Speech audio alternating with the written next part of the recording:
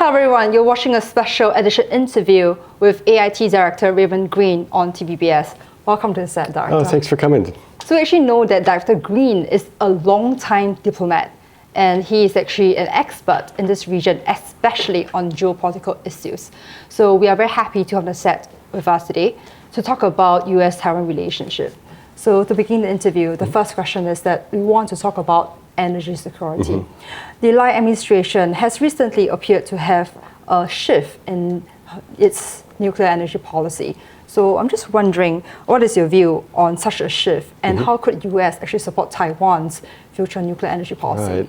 Yeah, I mean, I think Taiwan, like many countries around the world, is concerned about energy security given the disruptions we've seen in the global supply chain. So we're very happy to work with Taiwan to meet their energy needs across all sources and all types of energy. So obviously the US and Taiwan have a long history in the energy cooperation, including liquefied natural gas, oil, other forms of energy. This is one of the topics that we often discuss during some of our bilateral engagements, like the Economic Prosperity Partnership Dialogue. But on nuclear field as well, the US has much to offer. As you know, right now the US nuclear industry is very dynamic, given the huge demand for AI-related energy supplies. So we have a very vibrant energy sector that's very eager to work with Taiwan, whether it's on conventional nuclear materials or conventional nuclear technologies, or new technologies such as SMR, small modular reactors. Also, we have over 40 years of cooperation between US regulatory and nuclear safety organizations and their Taiwan counterparts. And so as Taiwan looks at options in the nuclear field, the US stands ready to be a partner. I think the Taiwanese are actually very concerned about nuclear safety, and we talk about energy in that sense. Right. So do you think that small modular reactors is going to be the future trend?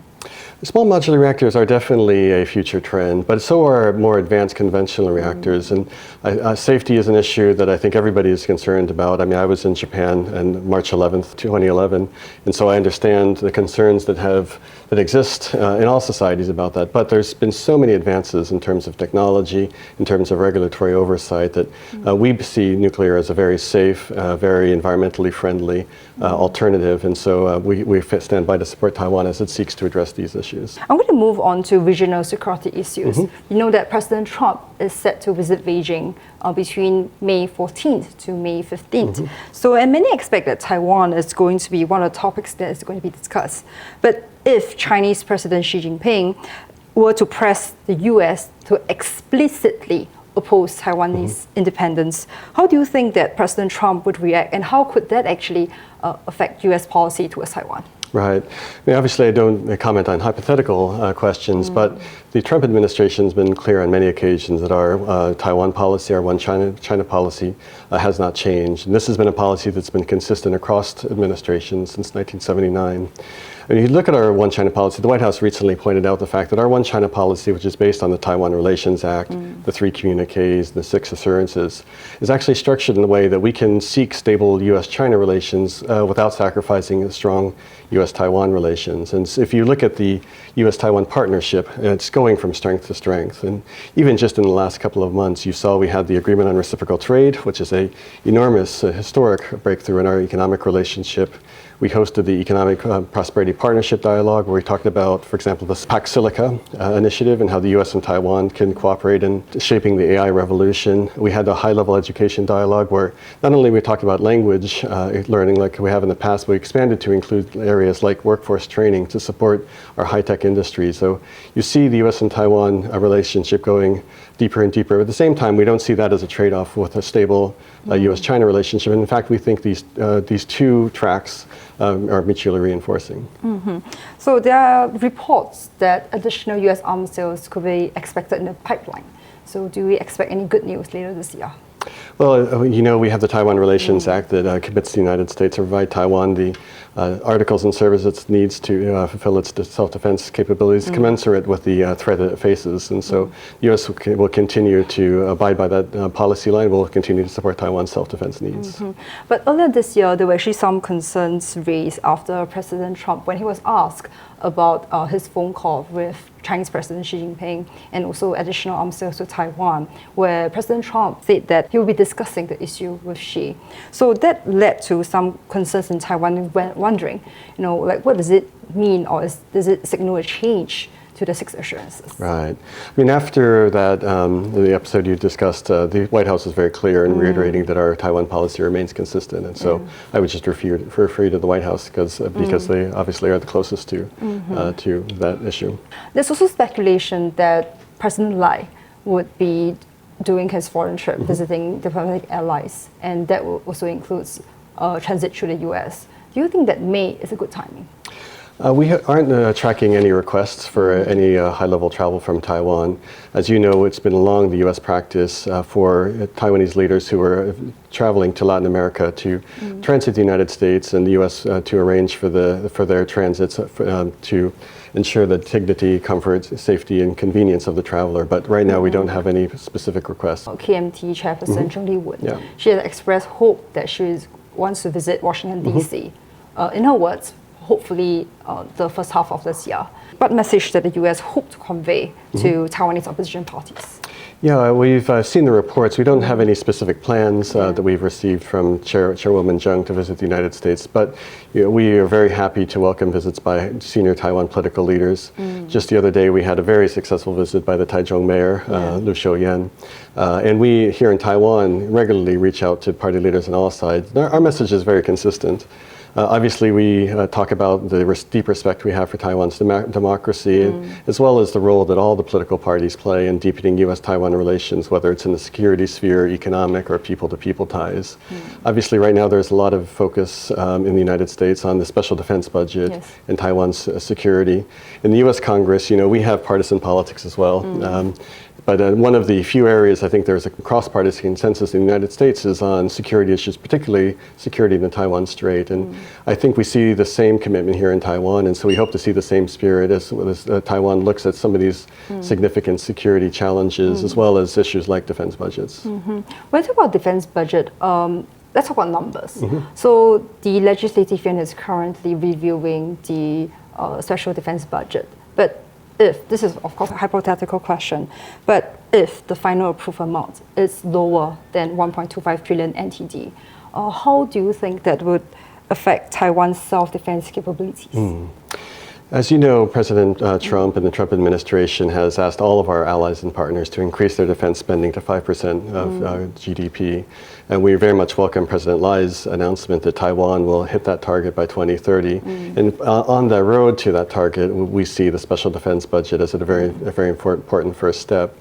Obviously, in addition to the amount of money that's spent, it's on how Taiwan spends the money is very, very important. And so we look at this special defense budget that the Ministry of National Defense has proposed. It includes, I think, all of the capabilities we believe the Taiwan military needs to fulfill its role in deterring conflict across the Taiwan Strait, whether it's integrated air and missile defenses, whether it's distributed command and control or communications facilities, whether it's anti-missile, anti-ship, or anti-armor capabilities. All of those are reflected in the budget. But also what's reflected in the budget is investment in Taiwan's own defense industrial base, especially to produce drone and other uncrewed systems. And we believe this is equally important for several reasons. On the one hand, I know many in Taiwan welcome it because of the economic advantages it provides to Taiwan's industry. But from our perspective, we think it gives Taiwan additional deterrent capabilities, and capabilities you can acquire actually quite quickly because Taiwan has such a deep industrial and manufacturing base. It also enables Taiwan to produce drones or munitions or other equipment on the island. So in the case, for example, of a blockade or some conflict where they couldn't be resupplied, it gives Taiwan additional resilience. And so we're very supportive of the contents of the special budget. We understand it's in the process of legislative review. But our position is we hope that all the parties will quickly come to a consensus because given the urgency of the threats Taiwan faces. If the number did fall short, would it also have implications on U.S. deterrence strategy and deterrence policy in the Indo-Pacific? I wouldn't think so much in terms of specific numbers, but rather specific capabilities. As you saw from our national security strategy, we talk about the fact that we are seeking to deter conflict up and down the first island chain. And so we're working with all of our partners in the region, whether it's Japan, whether it's Korea, whether it's Taiwan, Philippines, Australia, others, to ensure that they're investing in the right capabilities to help us achieve that deterrent effect. And so we believe the capabilities that Taiwan is seeking to acquire through the special defense budget and the regular annual budgets will achieve that effect because that's good for all of us. And I think nobody, any of our partners, wants to be the one party that causes other parties to have to adjust their posture. So I think it's very important to send, it'll not only in deterrent effect, kind of physical deterrent effect, but also I think symbolically showing Taiwan's commitment to our joint efforts to preserve peace and stability in the Indo-Pacific region. I just want to press a bit further because in my recent VoxPop interview with Vice President Baek Kim-seil, she actually talked about how the special defense budget, it's a long time discussion between both U.S. and Taiwan partners to basically work through, what is needed for Taiwan's defense capabilities. I'm wondering whether you could share more details on that. And it has been a result of a long set of consultations between the U.S. and Taiwan. But I think especially because you're seeing the changing character of warfare, whether it's in Ukraine, whether it's in the Middle East, the traditional kind of focus on conventional forces is now not being replaced, but being very much influenced by new technologies, especially unmanned and AI-enabled capabilities. And so we see the special budget including a big focus on these areas that are not only asymmetric, but also are basically new technologies that will change the character of the battlefield. And that sort of disruptive change can be very, very effective as we're looking to deter conflict, because others who are planning, potentially planning aggressive actions, they have to take into account these new risks that they would face from these types of technologies. And given Taiwan's very advanced technological base, given its deep manufacturing capabilities, we think Taiwan's especially well positioned. In the last couple of weeks, I've been traveling around Taiwan, visiting a lot of Taiwan companies. Some of them have been doing this for a long time, like Thunder Tiger. Some of them are very new. For example, I was in Ime the other day that used to make snacks and now is making uncrewed systems. But all of these companies have really impressive technologies, really impressive ability to scale up if given the right incentive structure. And it's not just me or my colleagues in AIT, but American companies like Anduril, Shield AI, a lot of these new technology companies in the US are coming to Taiwan because they see Taiwan as a natural partner to build secure supply chains, but also to scale up their own production. We have a lot of great technologies, but we really, I think, can find a partner in Taiwan as we look to build these into a more sustainable production line. And that, I think, will not only help serve Taiwan's defense needs, but I think there's huge potential for us to export it to third countries. And that's one of the reasons in January we arranged and supported the signing of a memorandum of understanding between AUVSI, which is the leading U.S. drone association, and the Industrial Technology Research Institute, or ITRI, to do certification of drone production under what we call green UAS, which will allow Taiwan companies to be able to be registered and certified as being safe, secure, in terms of cybersecurity, in terms of their supply chain, so they can sell directly into the U.S. market and eventually into the U.S. Department of War procurement system. And so I think this is an enormous opportunity. Taiwan's the first location outside of the United States that is able to do this sort of certification, and I think that really reflects how much we value Taiwan's potential as a partner in this field. Because the opposition parties in Taiwan actually said that in regards to U.S. arms sales, most of them doesn't have any issue with it. But the primary part is actually with what you mentioned earlier, the investment in Taiwanese defense industry. So what you're trying to say is that in this Taiwanese defense industry portion, U.S. and Taiwan is actually a lot to work in that part. Yeah, I mean, this is a new area for everybody. I think in the United States, we traditionally relied on just a small number of what we call defense prime companies. But more and more, given the pace of technological change, we're looking to a lot of startups, many from Silicon Valley, a lot of companies that are quite small and quite new to the defense sector. And so it's a learning process for all of us. I think for Taiwan as well, you have companies that had for maybe decades been doing work in the commercial sector, all of a sudden finding the opportunities there. And it requires a different procurement system, it requires a different mentality, it requires a lot more speed. And so I understand why there'd be, and just as in the United States, as we look at how do you match the government procurement system, how do you match the legislative oversight process to this new style of procurement, it can be a challenging problem set, but it's not an unachievable problem set. And so I think as the legislature reviews the budget and debates these sort of factors, I think they should be able to come to a conclusion that supports Taiwan's defense needs, supports Taiwan's industry requirements, as well as the oversight that the legislature, every legislature in the world fulfills. I want to move on to economic security. Yeah. So in your latest speech that you gave at Xinjiang Fund, you actually talk about how we have actually welcomed the new golden age between US and Taiwan economic relations. I just wanted to ask and probe a bit further about after the US Supreme Court ruling, many in Taiwan began asking whether it could affect the trade deal between US and Taiwan. So what is your assessment on that?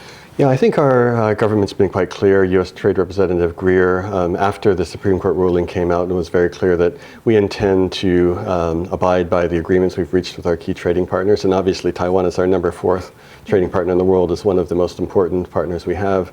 We are very pleased with the outcome of the ART, the Agreement on Reciprocal Trade. I think Taiwan was as well. I saw all of the 6 major trade associations in Taiwan quickly came out and endorsed the ART. And so our intent is to abide by the ART. I saw Vice Premier Zhang has also reaffirmed that Taiwan has a desire to stick to the negotiated agreement. So right now what we need to do on the US side is to make revisions to the ART to reflect new legal authorities, because this, as you mentioned, the Supreme Court struck down IEPA, the International Economic Emergency Policy Act, as the basis for our tariffs. So right now we're in a temporary period under Section 122 of our Trade Act that allows the U.S. administration to maintain 10% tariffs on all of our trading partners. But that will expire in July, and so our goal is to replace those authorities with more permanent authorities that allow us to, again, get back to the terms of the deal.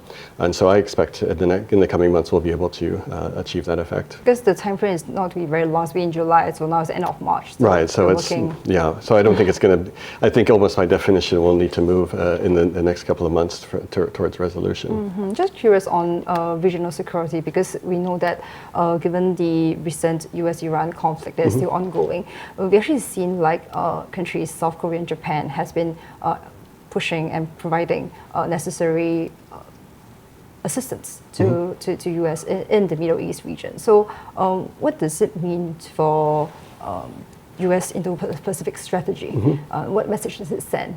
I would think there's maybe 3 messages for the Indo-Pacific region coming out of the ongoing conflict in the Middle East.